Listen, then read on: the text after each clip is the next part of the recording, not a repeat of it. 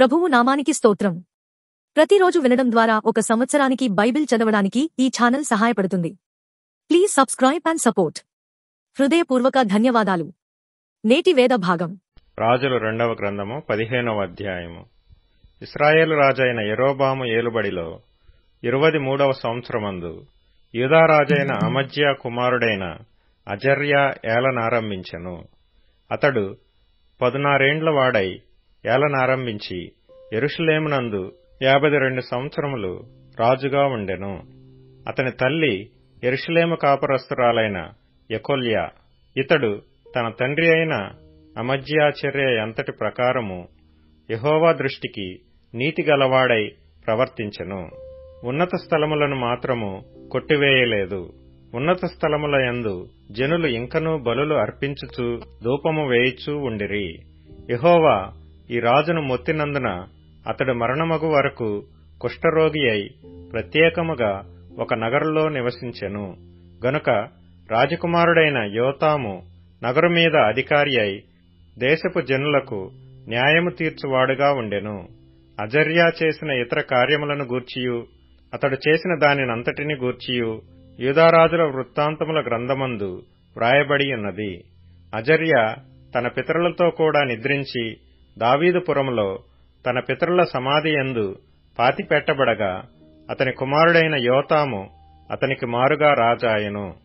యూదారాజైన అజర్యా ఏలుబడిలో 38వ సంవత్సరమందు యెరోబాము కుమారుడైన జకర్యా షోమ్రోనులో ఇశ్రాయేలు వారిని 6 నెలలు ఏలెను. ఇతడు ఇశ్రాయేలు వారు పాపము చేయుటకు కారకుడగు నెబాతు కుమారుడైన యెరోబాము చేసిన పాపములను విడువక అనుసరించుచు తన పితరులు చేసినట్లుగా తానును యెహోవా దృష్టికి చెడుతనము జరిగించెను.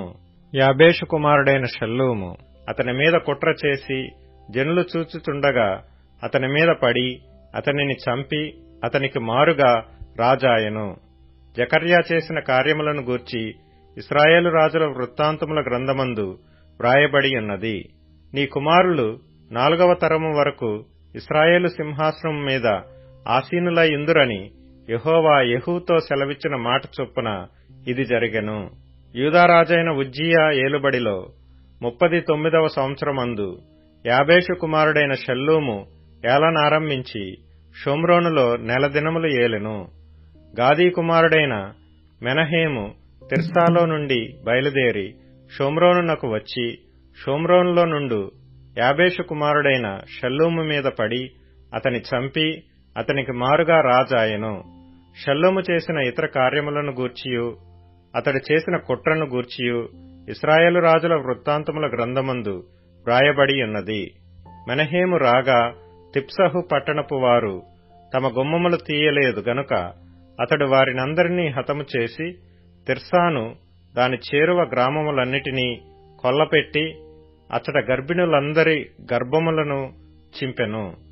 యూదారాజైన అజర్యా ఏలుబడిలో 39వ సంవత్సరమందు గాదీ కుమారుడైన మెనహేము ఇశ్రాయేలు వారిని ఏలనారంభించి షోమ్రోనులో 10 సంవత్సరములు ఏలెను. ఇతడును తన దినములన్నీయు ఇశ్రాయేలు వారు పాపము చేయుటకు కారకుడగు నెబాతు కుమారుడైన యెరోబాము చేసిన పాపములను విడువక అనుసరించుచు యెహోవా దృష్టికి చెడుతనము జరిగించెను. అష్షూరు రాజైన పూలు దేశము మీదకి రాగా మెనహేము తనకు రాజ్యము స్థిరపరచునట్లుగా పూలు చేత సంధి చేయించుకొనవలనని 2000 మణుగుల వెండి పూలునకు ఇచ్చెను.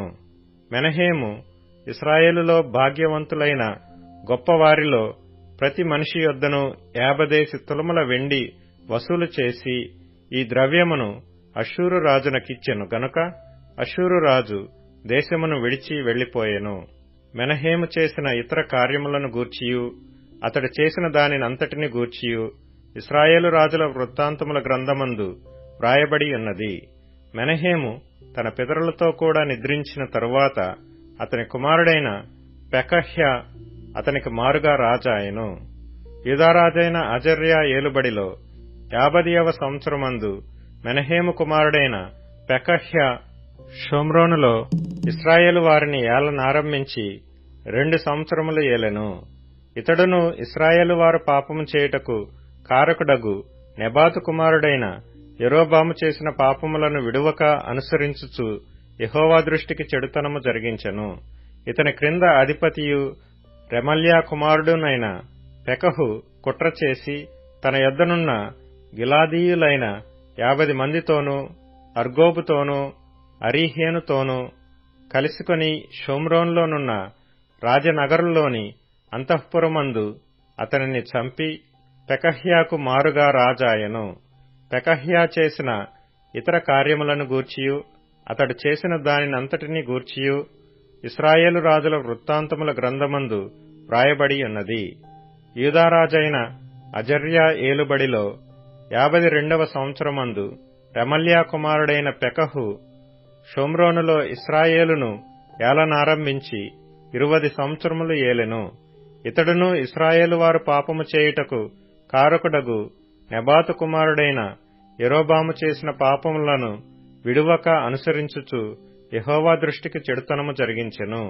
ఇశ్రాయేలు రాజైన పెకహు దినములలో అష్షూరు రాజైన తిగ్లత్పిలేసెరు వచ్చి ఈయోను పట్టణమును, అబేల్ బేత్ మయకా పట్టణమును, యెనోయహు పట్టణమును, కాదేషు పట్టణమును, హాసోరు పట్టణమును, గిలాదు దేశమును, గలిలియా దేశమును, నఫ్తాలి దేశమంతయును పట్టుకొని అచటనున్న వారిని అష్షూరు దేశమునకు చెరగా తీసుకొని పోయెను. అప్పుడు ఏలా కుమారుడైన హోషేయ ఇశ్రాయేలు రాజును రెమల్యా కుమారుడైన పెకహు మీద కుట్ర చేసి అతని మీద పడి అతని చంపి యూదారాజైన ఉజ్జియా కుమారుడైన యోతాము ఏలుబడిలో 20వ సంవత్సరమున అతనికి మారుగా రాజాయెను. పెకహు చేసిన ఇతర కార్యములను గూర్చియు అతడు చేసిన దానినంతటిని గూర్చియు ఇశ్రాయేలు రాజుల వృత్తాంతముల గ్రంథమందు వ్రాయబడి ఉన్నది. ఇశ్రాయేలు రాజును రెమల్యా కుమారుడునైన పెకహు ఏలుబడిలో 2వ సంవత్సరమున యూదారాజైన ఉజ్జియా కుమారుడగు యోతాము ఏలనారంభించెను. అతడు 25 ఏండ్ల వాడై యెరూషలేమునందు రాజై 16 సంవత్సరములు ఏలెను. అతని తల్లి సాదోకు కుమార్తె అయిన యెరూషా. ఇతడు యెహోవా దృష్టికి నీతిగా ప్రవర్తించి తన తండ్రి అయిన ఉజ్జియా చర్యను పూర్తిగా అనుసరించెను. అయినను ఉన్నత స్థలములను కొట్టివేయకుండెను.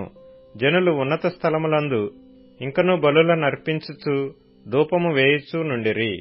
ఇతడు యెహోవా మందిరమునకున్న ఎత్తైన ద్వారమును కట్టించెను.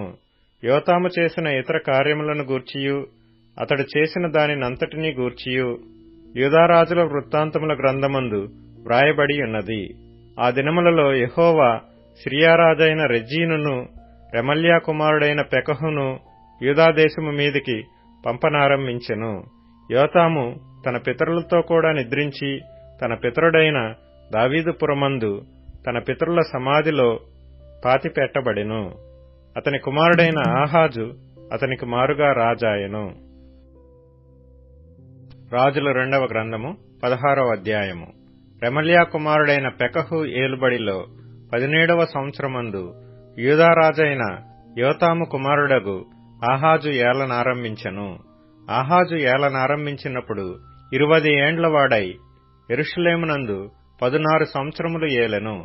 తన పితరుడగు దావీదు తన దేవుడైన యెహోవా దృష్టికి నీతిగా ప్రవర్తించినట్లు అతడు ప్రవర్తింపక ఇశ్రాయేలు రాజులు ప్రవర్తించినట్లు ప్రవర్తించెను. అతడు ఇశ్రాయేలీల ముందర నిలవకుండా యెహోవా వెళ్లగొట్టిన జనులు చేసిన హేయమైన క్రియలు చేయుచు తన కుమారుని అగ్నిగుండమును దాటించెను. మరియు అతడు ఉన్నత స్థలములలోనూ కొండమీదను సమస్తమైన పచ్చని వృక్షముల క్రిందను బలులు అర్పించుచు ధూపము వేయుచూ వచ్చెను. సిరియా రాజైన రెజీనును ఇశ్రాయేలు రాజైన రెమల్యా కుమారుడగు పెకహును యెరూషలేము మీదికి యుద్ధమునకు వచ్చి అక్కడనున్న ఆహాజును పట్టణమును ముట్టడి వేసిరి గాని అతనిని జయింపలేకపోయిరి.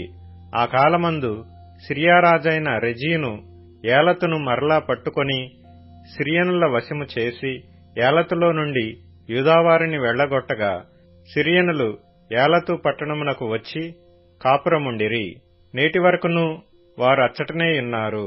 ఇట్లుండగా ఆహాజు యెహోవా మందిర సంబంధమైనట్టియు రాజనగరు సంబంధమైనట్టియు సామగ్రులలో కనబడిన వెండి బంగారములను తీసుకొని అష్షూరు రాజునకు కానుకగా పంపి, నేను నీ దాసుడును నీ కుమారుడనై ఉన్నాను గనుక నీవు వచ్చి నా మీదకి లేచిన సిరియారాజు చేతిలో నుండియు ఇశ్రాయేలు రాజు చేతిలో నుండియు నన్ను రక్షింపవలనని అష్షూరు రాజైన తిగ్లత్పిలేసరు నొద్దకు దూతలను అంపగా, అష్షూరు రాజు అతని మాట అంగీకరించి దమస్కు పట్టణము మీదికి వచ్చి దాని పట్టుకొని రెజీనును హతము చేసి ఆ జనులను కీరు పట్టణమునకు చెరదీసుకొని పోయెను.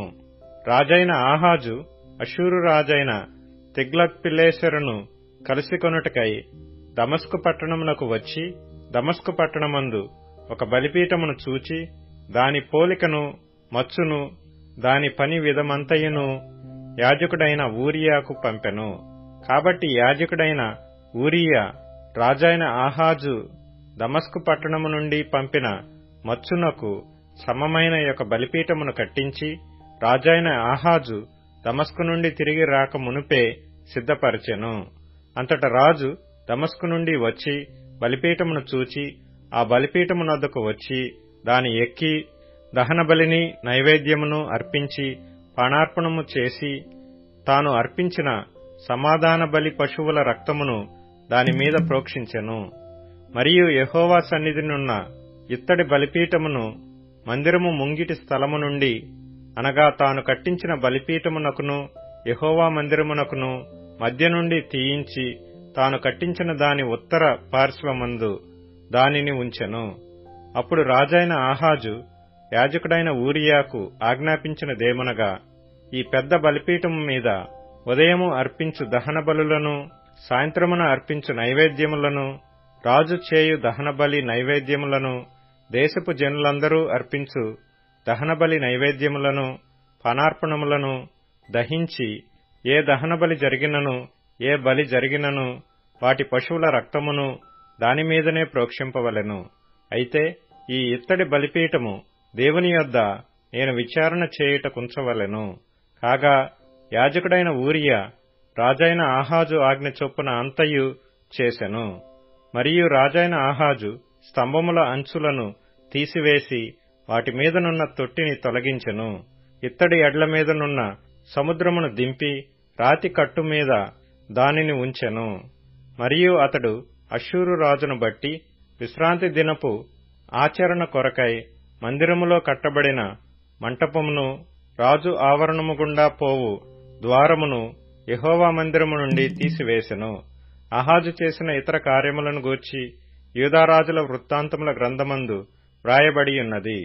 ఆహాజు తన పితరులతో కూడా నిద్రించి దావీదుపురమందు తన పితరుల సమాధిలో పాతిపెట్టబడెను. అతని కుమారుడైన హిజ్కియా అతనికి మారుగా రాజాయెను. మార్కు సువార్త 7వ అధ్యాయం. యెరూషలేము నుండి వచ్చిన పరిసయ్యులను శాస్త్రులలో కొందరును ఆయన యొద్దకు కూడివచ్చి ఆయన శిష్యులలో కొందరు అపవిత్రమైన చేతులతో అనగా కడగని చేతులతో భోజనము చేయుట చూచిరి. పరిసయ్యులను యూదులందరూ పెద్దల పారంపర్యాచారమును బట్టి చేతులు కడుక్కుంటేనే గాని భోజనము చేయరు. పరిసయ్యులను యూదులందరూ పెద్దల పారంపర్యాచారమును బట్టి చేతులు కడుగుకొంటేనే గాని భోజనము చేయరు. మరియు వారు సంత నుండి వచ్చినప్పుడు నీళ్లు చల్లుకుంటేనే గాని భోజనము చేయరు. ఇదియుగాక గిన్నెలను కుండలను ఇత్తడి పాత్రలను నీళ్లలో కడుగుట మొదలగు అనేకాచారములను వారనుసరించెడివారు. అప్పుడు పరిసయ్యులను శాస్త్రులను, నీ శిష్యులెందుకు పెద్దల పారంపర్యాచారము చొప్పున నడుచుకొనక అపవిత్రమైన చేతులతో భోజనము చేయుదురని ఆయననడిగిరి. అందుకాయన వారితో ఇలాగు చెప్పెను, ఈ ప్రజలు పెదవులతో నన్ను ఘనపరచుదురు గాని వారి హృదయము నాకు దూరముగా ఉన్నది. వారు మానవులు కల్పించిన పద్ధతులు దేవోపదేశములను బోధించుచు నన్ను వ్యర్థముగా ఆరాధించుదురు.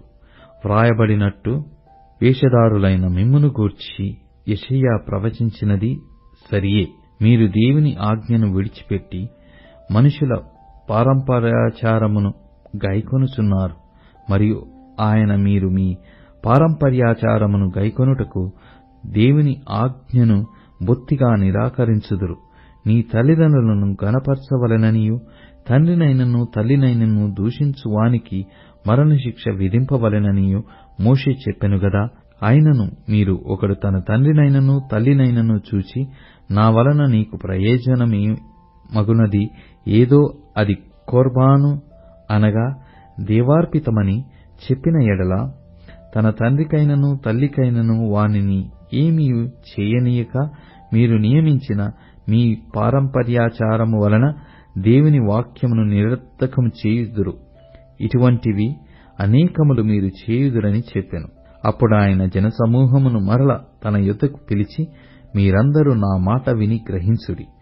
వెలుపల నుండి లోపలికి పోయి మనుషుని అపవిత్రునిగా చేయగలుగునది ఏదియూ లేదు గాని లోపలి నుండి బయలు వెలునదే మనుషుని అపవిత్రునిగా చేయుననెను. ఆయన జనసమూహమును విడిచి ఇంటిలోనికి వచ్చినప్పుడు ఆయన శిష్యులు ఈ ఉపమానమును గూర్చి ఆయననడుగగా ఆయన వారితో ఇట్లనెను, మీరును ఇంత అవివేకులయ్యున్నారా?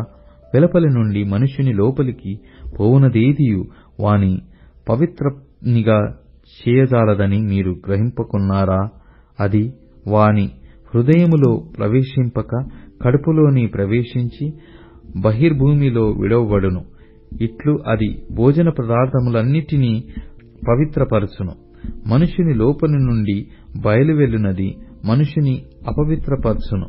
లోపలి నుండి అనగా మనుషుల హృదయములో నుండి దురాలోచనలను, జారత్వమును, దొంగతనములను, నరహత్యలను, వ్యభిచారములను, లోభములను, చెడుతనములను, కృత్రిమమును, కామవికారమును, మత్సరమును, దేవదూషణయు, అహంభావమును, అవివేకమును వచ్చును.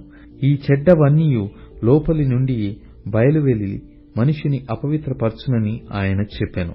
ఆయన అక్కడి నుండి లేచి తూరు సీదోనుల ప్రాంతములకు వెళ్లి యొక్క ఇంట ప్రవేశించి ఆ సంగతి ఎవనికిని తెలియకుండవలెనని కోరెను గాని ఆయన మరుగైయుండలేకపోయెను. అపవిత్రాత్మ పట్టిన చిన్న కుమార్తె గల యొక్క స్త్రీ ఆయనను గూర్చి విని వెంటనే వచ్చి ఆయన పాదముల మీద పడెను. ఆ స్త్రీ సురేఫినికై వంశమునందు పుట్టిన గ్రీసు దేశస్థురాలు. ఆమె తన కుమార్తెలో నుండి ఆ దయ్యమును వెళ్లగొట్టుమని ఆయనను వేడుకొనెను. ఆయన ఆమెను చూచి, పిల్లల మొదట తృప్తి పొందవలెను, పిల్లల రొట్టె తీసుకొని కుక్కపిల్లలకు వేయుట యుక్తము కాదనెను. అందుకామె, నిజమే ప్రభువా, అయితే కుక్కపిల్లలు కూడా బల్ల క్రింద ఉండి పిల్లలు పడవేయి రొట్టె ముక్కలు తినును గదా అని ఆయనతో చెప్పెను. అందుకాయన, ఈ మాట చెప్పినందున వెళ్ళుము, దయ్యము నీ కుమార్తెను వదిలిపోయినదని ఆమెతో చెప్పెను.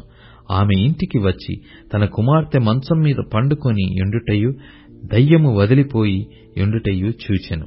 ఆయన మరలా తూరు ప్రాంతములు విడిచి సీదోను ద్వారా దెకపొలి ప్రాంతముల మీదుగా గలిలయ సముద్రమునొద్దకు వచ్చెను. అప్పుడు వారు చెవుడు గల నత్తివాని ఒకని ఆయన యొద్దకు తోడుకొని వచ్చి వానిమీద చేయియుంచుమని ఆయనను వేడుకొనిరి. సమూహములో నుండి ఆయన వానిని ఏకాంతమునకు తోడుకొనిపోయి వాని చెవులలో తన వేళ్లు పెట్టి ఉమ్మివేసి వాని నాలుక ముట్టి ఆకాశము వైపు కన్నులెత్తి నిట్టూర్పు విడిచి ఎఫ్ఫత్తా అని వానితో చెప్పెను. ఆ మాటకు తెరవమని అర్థము. అంతట వాని చెవులు తెరవబడెను. వాని నాలుక నరము సడలి వాడు తేటగా మాటలాడుచుండెను. అప్పుడాయన ఇది ఎవనితోనూ చెప్పవద్దని వారికాజ్ఞాపించెను.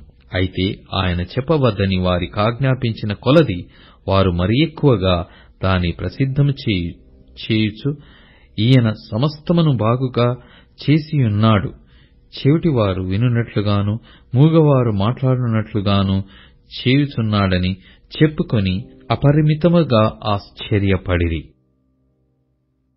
ఆ దినములలో మరి ఒకసారి బహుజనులు కూడిరాగా వారికి తిననేమీయూ లేనందున యేసు తన శిష్యులను తన యొద్దకు పిలిచి, జనులు నేటికి 3 దినముల నుండి నా యొద్దనున్నారు. వారికి తిననేమీయూ లేనందున నేను వారి మీద కనికరపడుచున్నాను. నేను వారిని ఉపవాసముతో తమ ఇండ్లకు పంపివేసిన ఎడల మార్గములో మూర్ఛపోవుదురు. వారిలో కొందరు దూరము నుండి వచ్చియున్నారని వారితో చెప్పెను. అందుకాయన శిష్యులు, ఈ అరణ్య ప్రదేశములో ఒకడెక్కడ నుండి రొట్టెలు తెచ్చి వీరిని తృప్తిపరచగలడని ఆయననడిగిరి. ఆయన, మీ యొద్ద ఎన్ని రొట్టెలున్నవని వారినడగగా వారు 7 అనిరి. అప్పుడు ఆయన నేలమీద కూర్చుండుడని జనులకాజ్ఞాపించి ఆ 7 రొట్టెలు పట్టుకొని కృతజ్ఞతాస్తుతులు చెల్లించి విరిచి వడ్డించుటకై తన శిష్యులకిచ్చెను. వారు జనసమూహమునకు వడ్డించిరి. కొన్ని చిన్న చేపలు కూడా వారి యొద్ద నుండగా ఆయన ఆశీర్వదించి వాటిని కూడా వడ్డించుడని చెప్పెను. వారు భోజనము చేసి తృప్తి పొందిన మీదట మిగిలిన ముక్కలు 7 గంపల నిండా ఎత్తిరి. భోజనము చేసిన వారు ఇంచుమించు 4,000 మంది. వారిని పంపివేసిన వెంటనే ఆయన తన శిష్యులతో కూడా దోణి ఎక్కి దల్మానుతా ప్రాంతములకు వచ్చెను. అంతట పరిసయ్యులు వచ్చి ఆయనను శోధించుచు ఆకాశము నుండి ఒక సూచక క్రియను చూపమని ఆయననడిగి ఆయనతో తర్కింపసాగిరి. ఆయన ఆత్మయందు పెద్ద నిట్టూర్పు విడిచి, ఈ తరము వారు ఎందుకు సూచక క్రియ నడుగుచున్నారు? ఈ తరమునకు ఏ సూచక క్రియయు ననుగ్రహింపబడదని నిశ్చయముగా మీతో చెప్పుచున్నానని చెప్పి వారిని విడిచి మరల దోణి ఎక్కి అద్దరికి పోయెను. వారు తినుటకు రొట్టెలు తెచ్చుటకు మరిచిరి. దోణిలో వారి యొద్ద ఒక్క రొట్టె తప్ప మరేమీయూ లేకపోయెను. ఆయన చూచుకొనుడి, పరిసయ్యులు పులిసిన పిండిని గూర్చియు హేరోదు పులిసిన పిండిని గూర్చియు జాగ్రత్తపడుడని వారిని హెచ్చరింపగా వారు తమ యొద్ద రొట్టెలు లేవేయని తమలో తాము ఆలోచించుకొనిరి. యేసు అది ఎరిగి, మన యొద్ద రొట్టెలు లేవేయని మీరెందుకు ఆలోచించుకొనుచున్నారు? మీరింకనూ గ్రహింపలేదా? వివేచింపలేదా? మీరు కఠిన హృదయము గలవారై ఉన్నారా? మీరు కన్నులుండియు చూడరా?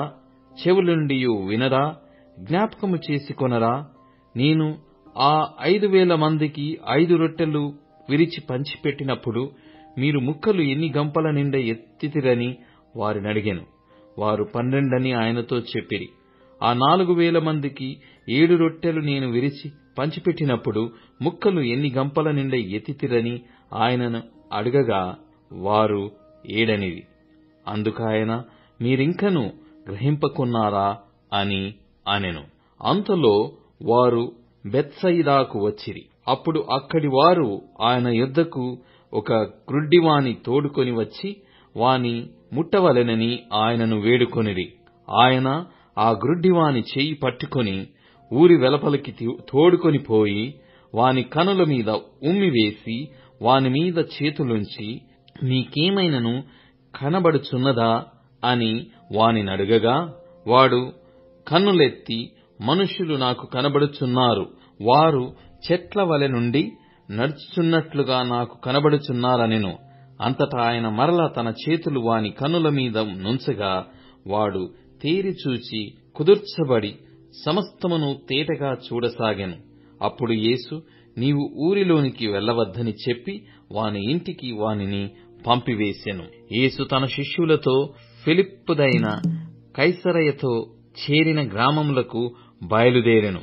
మార్గములో నుండగా, నేను ఎవడనని జనులు చెప్పుకొనుచున్నారని తన శిష్యులనడిగెను.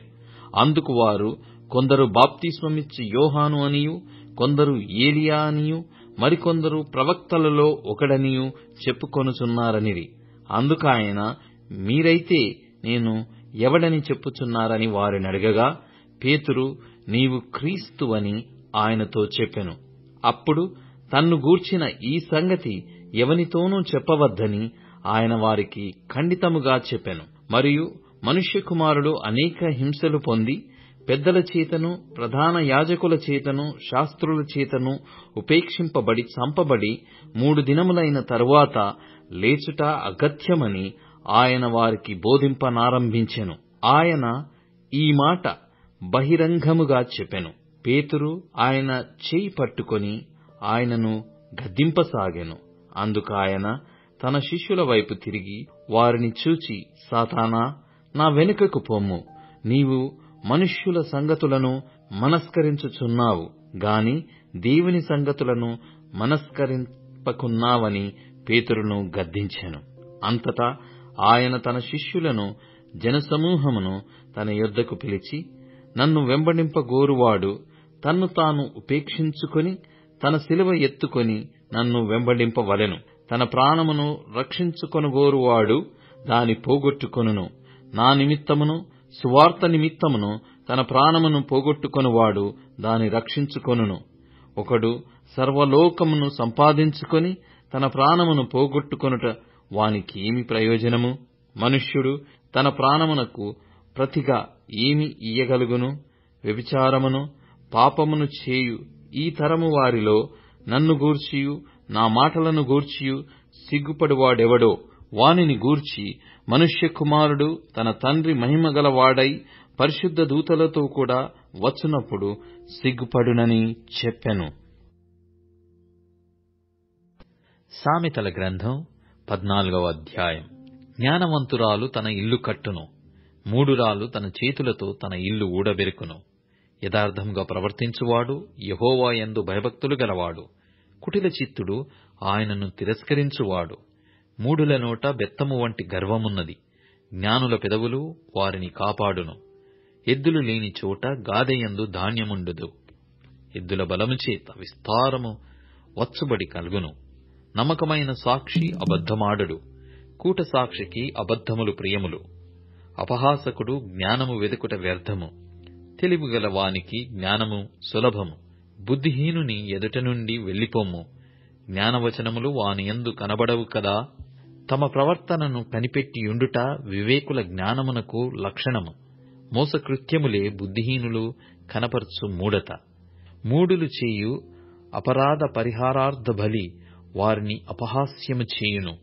యథార్థవంతులు ఒకరియందు ఒకరు దయచూపుదురు. ఎవని దుఃఖము వాని హృదయమునకే తెలియును. ఒకని సంతోషములో అన్యుడు పాలివాడు కానేరడు. భక్తిహీనుల ఇల్లు నిర్మూలమగును. యథార్థవంతుల గుడారము వర్ధిల్లును. ఒకని ఎదుట సరియైనదిగా కనబడు మార్గము కలదు, అయితే తుదకు అది మరణమునకు త్రోవ తీయును. ఒకడు నవ్వుచుండినను హృదయమున దుఃఖముండవచ్చును. సంతోషము తుదకు వ్యసనమగును. భక్తి విడిచిన వాని మార్గములు వానికే వెక్కసమగును. మంచి వాని స్వభావము వానికి సంతోషమిచ్చును. జ్ఞానము లేనివాడు ప్రతి మాట నమ్మును. వివేకి అయిన వాడు తన నడతలను బాగుగా కనిపెట్టును. జ్ఞానము గలవాడు భయపడి కీడు నుండి తొలగును. బుద్ధిహీనులు విర్రవీగి నిర్భయముగా తిరుగును. త్వరగా కోపపడువాడు మూఢత్వము చూపును. దుర్యోచనలు గలవాడు ద్వేషింపబడును. జ్ఞానము లేని వారికి మూఢత్వమే స్వాస్థ్యము. వివేకులు జ్ఞానమును కిరీటముగా ధరించుకొందురు. చెడ్డవారు మంచివారి ఎదుటను, భక్తిహీనులు నీతిమంతుల తలుపునొద్దను వంగుదురు. దరిద్రుడు తన పొరుగువారికి అసహ్యుడు. ఐశ్వర్యవంతుని ప్రేమించువారు అనేకులు. తన పొరుగువాని తిరస్కరించువాడు పాపము చేయువాడు. బీదలను కటాక్షించువాడు ధన్యుడు.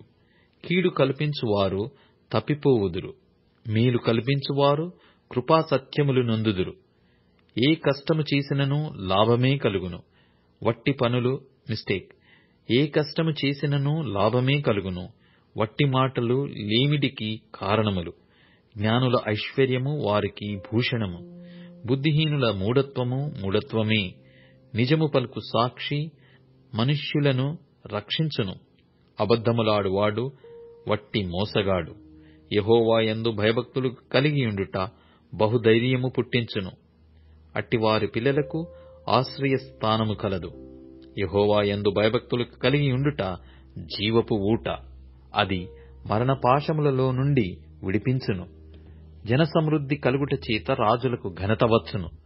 జనక్షయము రాజులకు వినాశకరము. దీర్ఘశాంతము గలవాడు మహావివేకి. ముంగోపి మూఢత్వమును బహుమానముగా పొందును. సాత్వికమైన మనస్సు శరీరమునకు జీవము. మత్సరము ఎముకలకు కుళ్ళు. దరిద్రుని బాధించువాడు వాని సృష్టికర్తను నిందించువాడు. బీదను కనికరించువాడు ఆయనను ఘనపరచువాడు. అపాయము రాగా భక్తిహీనుడు నశించును. మరణకాలమందు నీతిమంతునికి ఆశ్రయము కలదు. తెలివిగల వాని హృదయమందు జ్ఞానము సుఖనివాసము చేయును. బుద్ధిహీనుల అంతరంగములోనున్నది బయలుపడును. నీతి జనములు ఘనతకెక్కుటకు కారణము. పాపము ప్రజలకు అవమానము తెచ్చును. బుద్ధిగల సేవకుడు రాజులకిష్టుడు. అవమానకరముగా నడుచువాని మీద రాజు కోపించును. ఇప్పుడు tune in, Spotify, Amazon music మరియు యూట్యూబ్ మ్యూజిక్ లో కూడా అందుబాటులో ఉంది. Please follow us.